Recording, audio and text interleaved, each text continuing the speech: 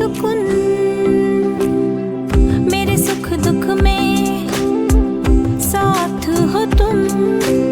पदम मंत्रमूलम गुरुर्वाक्यो मोक्षमूलम गुरु कृपा।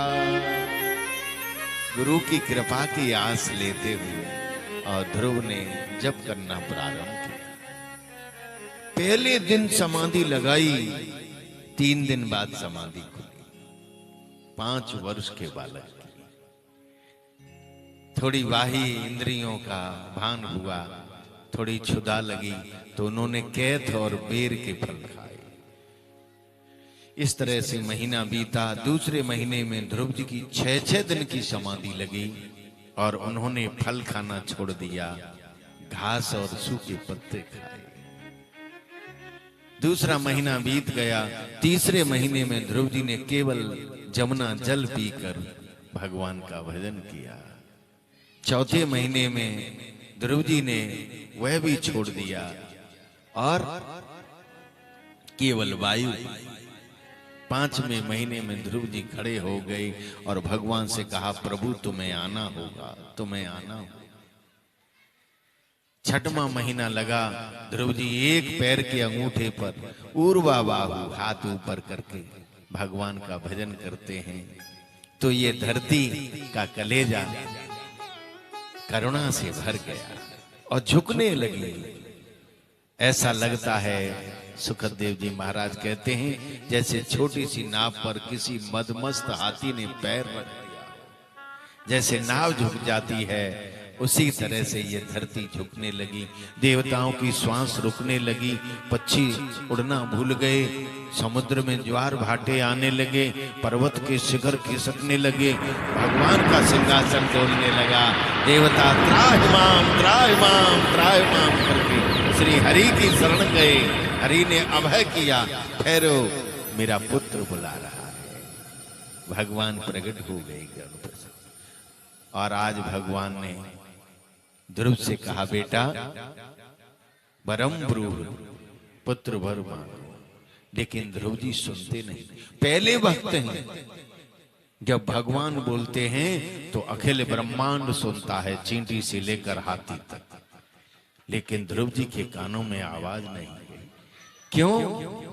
क्योंकि नारद जी ने जो बताया था, आज ध्रुव जी के कोरे कागज रूपी हृदय में रास रासेश्वरी श्री किशोरी जी और भगवान की झांकी में ध्रुव जी का मन लग गया है। भगवान 3 कदम आगे बढ़े और स्व बजाने वाला 5 जन्य शंख आज ध्रुव के गाल से छुलाया तो ध्रुव को वेद वेदांत का ज्ञान स्वतः हो गया। 5 साल का बालक और वेद मंत्र गाने लगा, स्तुति करता है 10 श्लोकों से। और उन्होंने भगवान की स्तुति गाई। श्रीवत्सांगम घनश्यामम पुरुषम वनमालिनम शंख चक्र गदा पद्मैर अभिव्यक्तम चतुर्भुजम किरीटिनम कुंडलिनम केयूरवलयान्वितम कौस्तुभाभरण ग्रीवा पीतकों से अवासनम सानंदम सुंदरम सानंदम सुंदरम लतसकांचननुम पुरम दर्शनीयम शांतम नीतिलोचनम। आज भगवान ने ध्रुव जी को गोदी में बिठा लिया। ध्रुव की मनोकामना पूरी हो गई।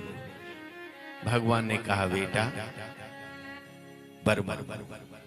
ध्रुव जी ने कहा, मेरी एक ही इच्छा थी, वह आपने पूरी कर दी।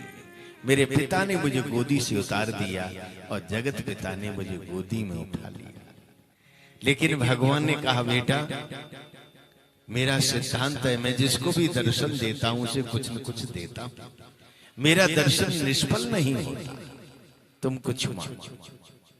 तो ध्रुव जी ने कहा, मैं क्या जानूं, जो मेरे हित में हो नाथ उसे आप ही दे दीजिए। तो भगवान ने वरदान दिए, हे ध्रुव, जब तक ये सृष्टि रहेगी तब तक लोग तुम्हारा यशोगान सुनते सुनते नहीं आ रहा है। बड़े बड़े विद्वान आपको शीश नवाएंगे, 11,000 वर्षों तक आप धरती का राज भोगोगे। उसके बाद मेरे लोक में आओगे तो मैं तुम्हें अलग से एक लोक प्रदान करूंगा। और सप्त ऋषि उसकी परिक्रमा किया। लोग ध्रुव तारे को देखकर और अपने जीवन के संकल्प लिया। जो भी इस कथा को सुनेगा या सुनाएगा उन सबके पाप कट जाएगा। इसलिए आप इस कथा को सुन रहे हैं और हम इस कथा को आपको सुना रहे हैं। ध्रुव की कथा को सुनने से जीव निष्पाप हो जाते हैं। श्री सुखदेव जी महाराज कहते हैं कि हे राजन, अब मैं तुम्हें महात्मा